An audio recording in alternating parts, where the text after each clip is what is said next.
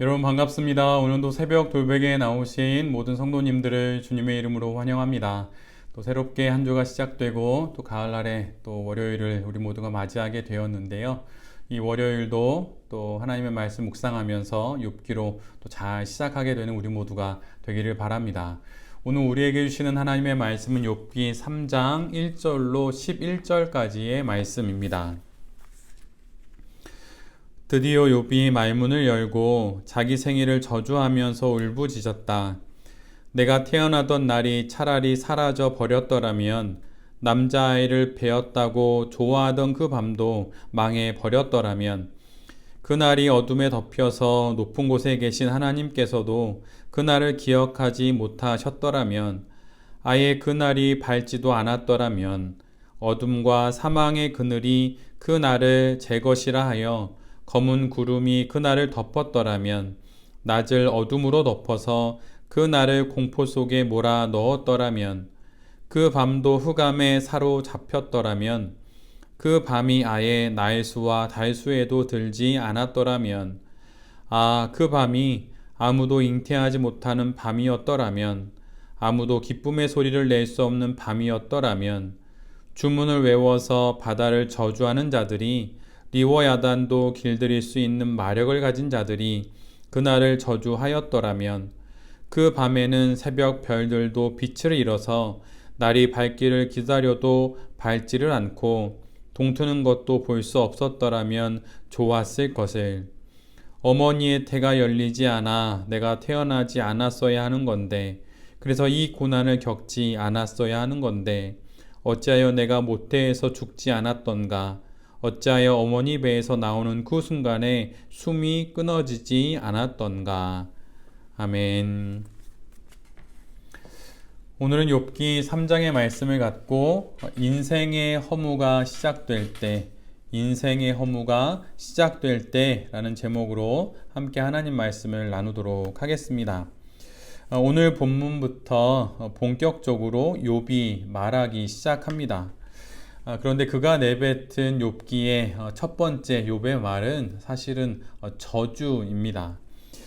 믿음의 사람, 또 온전하고 정직하여서 하나님을 경외하여 악에서 떠난 사람이라고 하는 욥기 1장에 등장하는 그 욥의 삶에 대한 정의와는 사뭇 다르게, 욥은 그의 욥기에서 첫 번째 그의 입술의 고백은 바로 그의 저주입니다. 정확하게는 그의 태어남에 대한, 생일에 대한 저주를 내뱉고 있지요. 이 모습을 통해서 욥이 지금 겪고 있는 그 고통과 환난이 얼마나 크고 또 극심한지 우리 모두가 알 수 있습니다.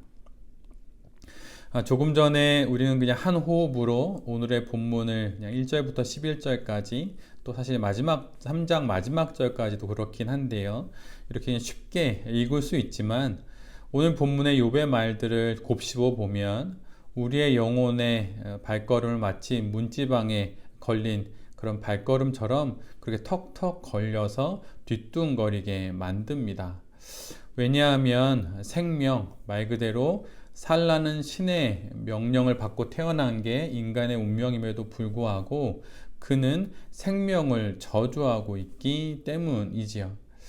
고통과 아픔을 겪고 또 해결되지 않은 어려움 속에서 욥은 마침내 태어남을, 생일을 저주합니다.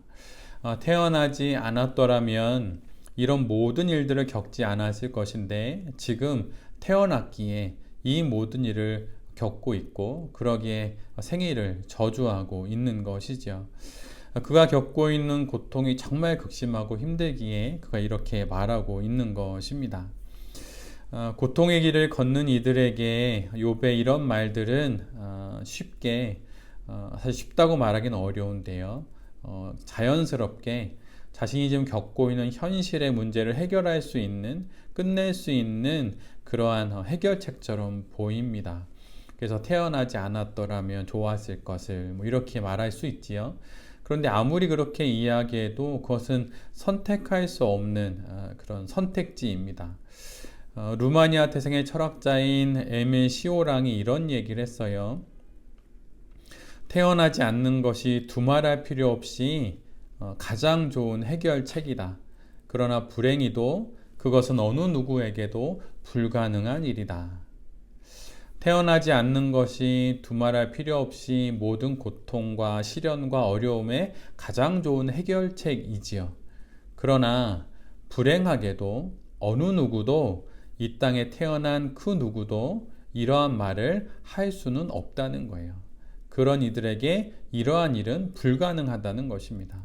태어난 이상, 고통을 겪는 이상, 이 태어나지 않았으면 좋았을 것 이렇게 후회할 수는 있지만 그거는 결코 선택할 수 없는 선택이라고 하는 것이죠. 고통과 허무에 빠지게 될 때 우리는 과거로 돌아가서 후회를 합니다. 그럴 수 있겠죠. 그런데 사실 성도는 후회하는 인생이 아니라 사실은 회개하는 인생입니다. 좀 글자는 비슷해 보일지 모르겠지만 분위기는 완전히 다르지요. 후회란 이미 지나가서 어떻게 손써볼 수 없는 그 일에 우리의 마음을 묶어둠으로 말미암아서 과거에 우리의 영혼이 묶여서 현재의 일도 해결하지 못하고 그래서 그냥 어려움을 계속 반복하게 되는 그러한 것이 후회라고 한다면 회개에는 지금 여기서 돌이켜서 앞으로 나아가게 하는 그런 성격이 포함되어 있습니다. 사실 사탄이 가장 잘하는 것이 있다면 그것은 바로 후회하게 하는 거예요. 그리고 거기에 그치지 않고 그 후회에 우리를 단단히 묶어 놓는 것이죠. 그래서 이미 지난 일, 더 이상 어쩔 수 없는 그 일로 돌아가서 그것에 우리의 영혼을 딱 바짝 붙여놓게 해서 만약 그때 그랬더라면 이라고 하는 말을 되뇌게 하여서 정작 지금을 살지 못하게 하고 또 지금을 살지 못하니 이 일이 또 내일의 문제가 되어서 자꾸 더 깊은 수렁에 빠지게 되고 그러다 보면 결국 허무에 빠지게 하는 그런 일을 저지르게 됩니다. 그러나 그리스도인이란 바로 그런 허무를 넘어서 우리를 이끄시는 하나님에 대한 믿음을 갖고 그 허무를 넘어 희망으로 이 땅의 삶을 살아가는 것입니다. 오스왈드 챔버스가 그의 책에서 이런 이야기를 했어요. 하나님이 실제가 되면 모든 것은 그림자가 된다. 보이지 않는 하나님이 우리 인생의 실제가 되면 우리 눈에 보이는 이 세상의 모든 것들은 그림자가 된다는 것입니다. 이 말처럼 허무와 또 시련 가운데 과거를 되뇌이고 있다면 우리의 삶 가운데 보이지 않지만 그러나 확실하게 존재하시는 우리의 인생의 실제이신 하나님을 말 그대로 실제되게 한다면 그 모든 일들은 결국 그림자가 되어버릴 것입니다. 아우구스티누스가 고백록에서 했던 말 중에 제가 참 좋게 생각하고 있는 말이 이런 문장이에요. 불안은 하나님이 부르는 소리이다. 불안의 마음이 가득 차오르면 옴짝달싹 못하고 어떻게 해야 될지 이리저리 그냥 왔다 갔다만 하는데 실은 불안이란 하늘에서 하나님이 우리를 부르시는 소리라고 하는 것이죠. 세상에서 주어졌던 편안함이 깨질 때 찾아오는 불안과 허무는 불길한 그 무엇이 아닙니다. 그것은 하늘에서 하나님께서 우리를 부르는 소리라고 하는 것이죠.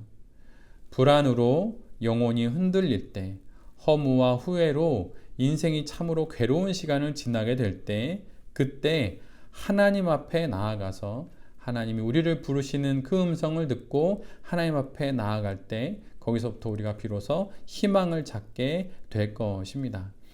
우리의 삶이 고통이 쌓여 허무에 휩싸이게 될 때 그것은 그냥 현상이고 내 영혼이 딛고 지나야 하는 거친 바닥일 뿐입니다.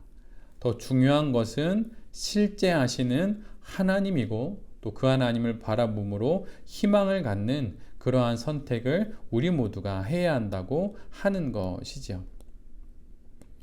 우리가 보기 원하는 참된 희망과 참된 소망은 바로 하나님에게 있습니다. 하나님이 우리의 실제가 되실 때 우리의 삶 가운데 허무가 조금씩 물러가게 될 것이고 그것을 통하여서 허무의 강과 또 시련의 또 어려운 시간들을 잘 지나가게 될 것입니다. 점점 여러 일들을 인생에서 경험하면서 여러 생각도 또 여러 상황들도 또 여러 선택들도 하게 되는데 그럴 때마다 그 무엇보다 하나님의 실제 되심을 기억하면서 허무의 모든 순간들을 잘 지나가고 눈에 보이는 것들은 그림자에 지나지 않음을 잘 알아서 하나님 앞에서 신실하고 또 거룩한 성도로 잘 살아가는 우리 모두가 될 수 있기를 간절히 기도드립니다. 아멘. 기도하겠습니다. 주님, 이 땅의 삶에는 끝이 있습니다. 마치 이 땅이 영원할 것처럼 살지 않게 하여 주시옵소서. 인생의 허무 속에서 오히려 인생의 참 의미를 찾아갈 수 있도록 하나님이 실제가 되고 보이는 모든 것들은 그림자에 지나지 않음을 우리의 인생 속에서 우리 모두가 경험할 수 있도록 주 우리를 인도하시고 우리와 함께하여 주시옵소서. 어려운 시련과 고난을 만날 때 움츠러들거나 주저하지 않고 하나님을 향해 한 걸음 또 한 걸음 내디디며 인생의 순간들을 잘 살아내는 우리 모두가 되게 하여 주시옵소서. 이 모든 말씀 예수 그리스도의 이름으로 기도드립니다. 아멘.